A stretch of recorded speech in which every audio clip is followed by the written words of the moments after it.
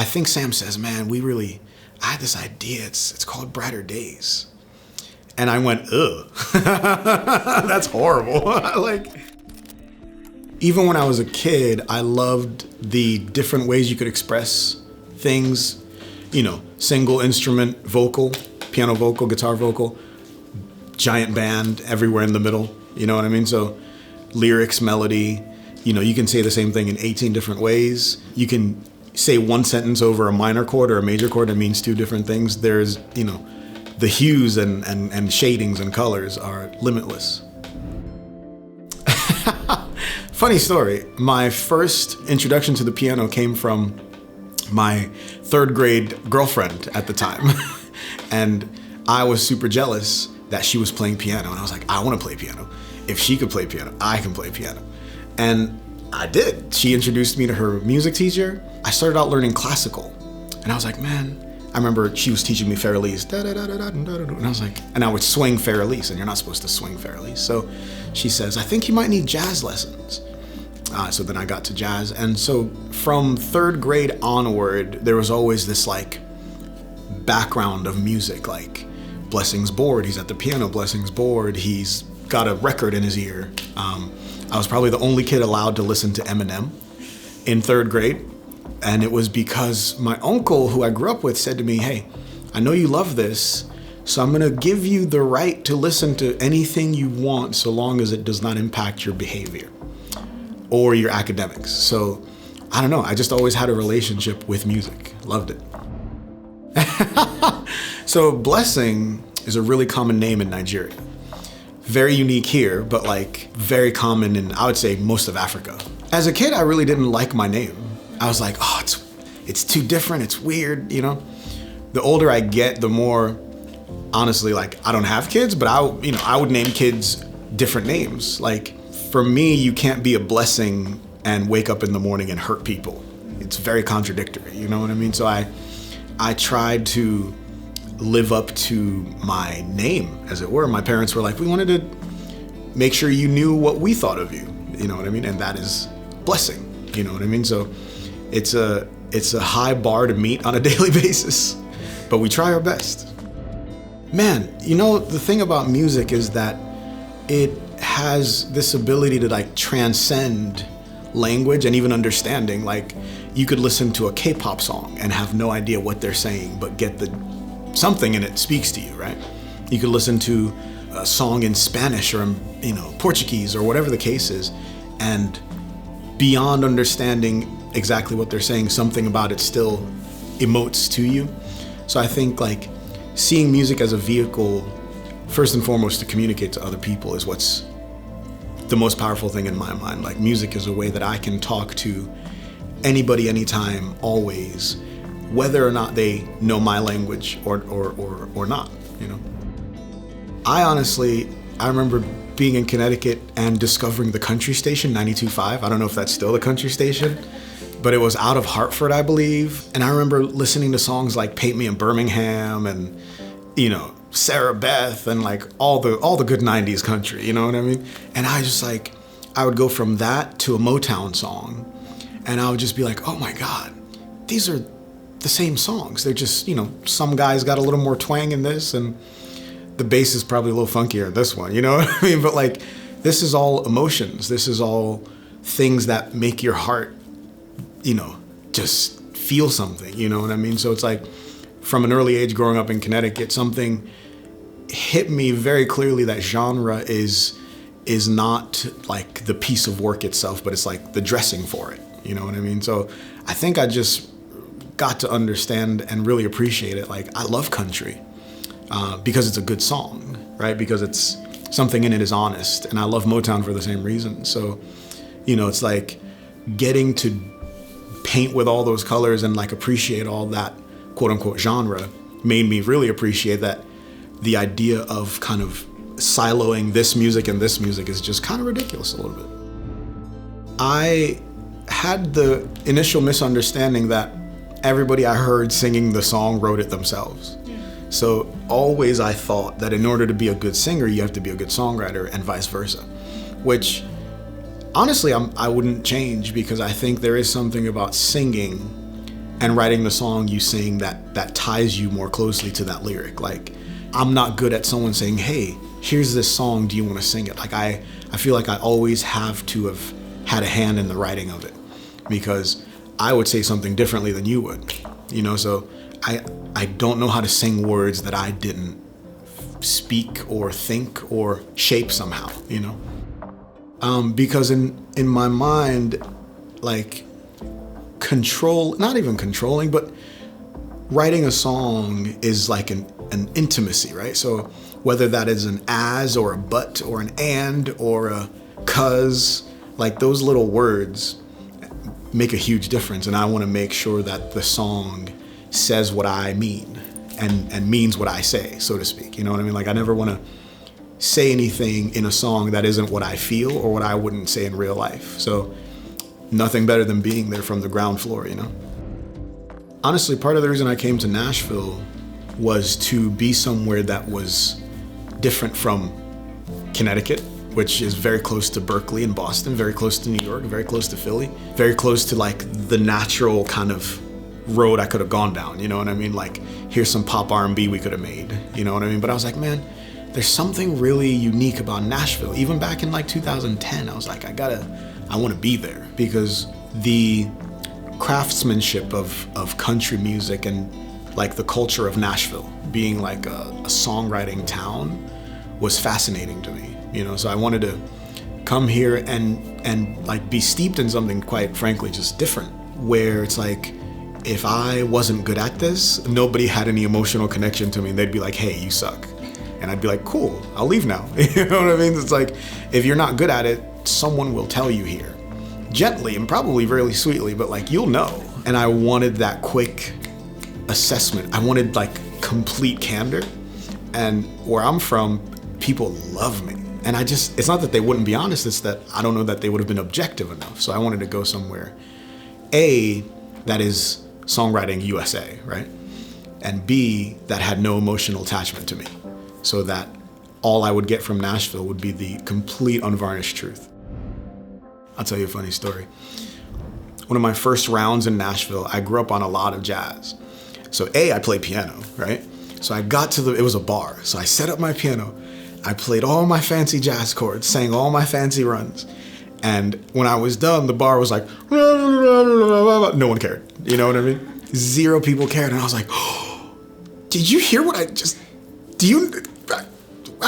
they didn't care, right? And some dude next to me with, like, a beat up guitar and, like, chewing tobacco who did not know any of the theory I did, and silence to the room. And I was just like, what is this alchemy? You know what I mean? I wanted to do what he did. And so I had to unlearn everything fancy I knew. I had to unlearn every preconceived anything, and just realize that what makes a good song is something that connects to the listener, not necessarily the biggest chunk of notes you can grab in one chord, you know? So, like, there was a lot of deconstructing and reconstructing, which was, like, so healthy, but also very hard, you know? First and foremost, credit to Sam Ellis. He and I wrote that. Again, a very Nashville thing to credit the songwriter guys. So honestly, it was like deep in COVID. I think it was like 2020, late 21, or maybe summer of 21 we wrote that. And literally it's like, I think Sam says, man, I had this idea, it's called Brighter Days. And I went, ugh, that's horrible. Like, I think my initial reaction was like, okay, it's getting saccharine already. And he goes, yeah, man, I just, this might be a thing that people could really use. And I said, okay, simple, I've learned is good, right? Brighter Days, simple. And I said, how do we make this song not diabetic to the ear? You know what I mean? It can't be so sweet that it's like, oh, gross. So we really tried to shape it so that when you got to that chorus, it was worth listening to. In the verses, I remember Samantha, my A&R, said, can you give me a first line in the verse that just really, like, I want whoever's listening to this first thing in the morning, brushing their teeth, I want them to hear that first line and go, wait, what did he say? I loved that instinct because it again, if your chorus is brighter days, man, don't make that too cheesy. You know what I mean? And so I remember going back to Sam and going, bro, what if we said something weird like ashes fall from burning dreams? And he goes, what does that mean? I was like, I don't know. But it sounds arresting. You know what I mean? Your dreams are burning and the ashes from them are falling. It's just a really interesting picture. And one of my heroes, Prince, hero in the game, wrote some really wild words. You know what I mean? Like, and I just love saying something random. It could fall flat, but it could be great. Ultimate hope, but also empathy for the moment is always kind of what I'm about personally. Like, yes, it's gonna be all right, but let's not minimize the moment's like ickiness, you know? So I think jumping right to everything's gonna be fine, don't worry about it, is very minimizing. So to both know that it's gonna be okay and know that it's okay to live here where you are right now is I think a worthwhile endeavor.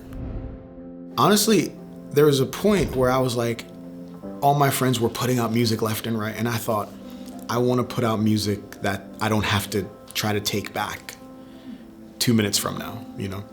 So I think there's some old stuff out there, but I didn't do a lot of putting out things just because I was like, I want to do it right, not do it now, you know?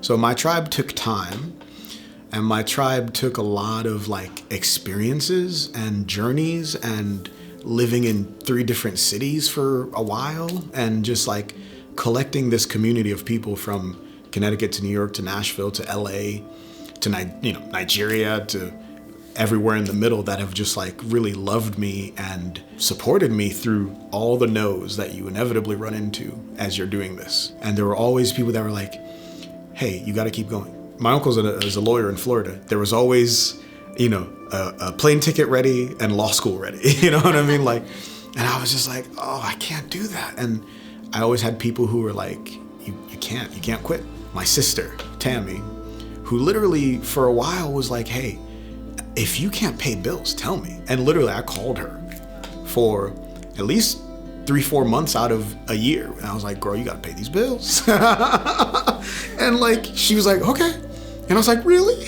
And she's like, yeah. And she would just put her credit card down, right? Paid her back and all. But like, those are the unsexy moments no one wants to talk about. Like when they talk about like, oh man, it's all happening for you. I never want to be the guy that pretends those moments didn't happen, because that's what makes all this worthwhile, is like, that was a time, you know? Insofar as it made me want to empathize with, and like empathize really honestly with whatever the listener might be going through. There's a habit in Christian music in particular to minimize the, you know, whatever the quote unquote valley is. You know what I mean? They love, like, once you hit the buzzword valley, they go, okay, cool, we're done.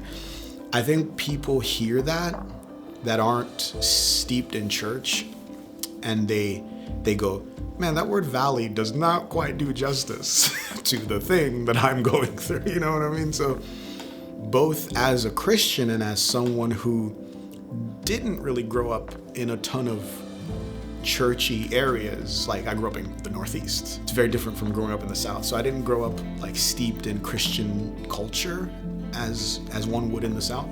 So I grew up going to church, but also realizing that my friends didn't care that I went to church, you know?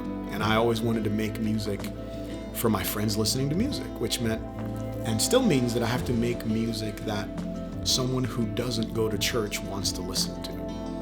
Which means saying the word valley doesn't mean anything to them. Like, I think it's made me want to make real music that people from church can also identify with, because it's real.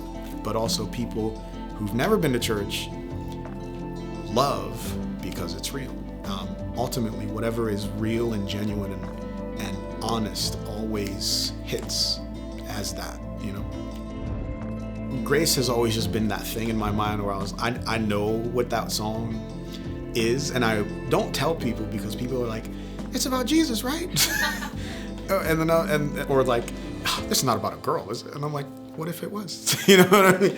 But like, someone wants to just hear me go, oh, it's about God, because then somehow they'll feel more comfortable listening to it, I guess. I don't know. But I deliberately do not answer that question because when I wrote that song, I purposefully wrote in ambiguity, and like a lot of very honest emotionality. So for me, every time I listen to that song, I'm like, ooh, I meant that.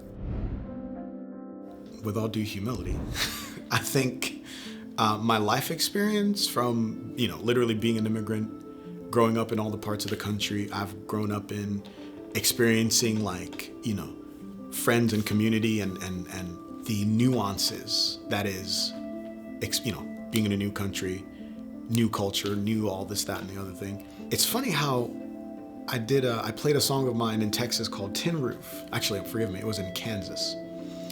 And this woman comes up to me and says, when I was in Texas with my grandmother, we lived in a double wide trailer and the roof was tin.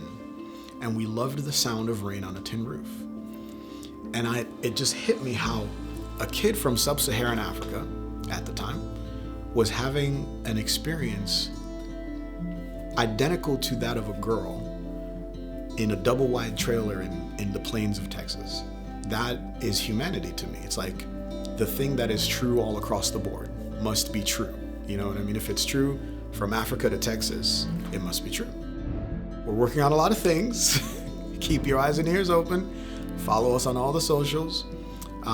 It's a fun time. It's a fun year. There's a lot of growth happening, and I just really appreciate y'all for listening and supporting. And man, this is the dream.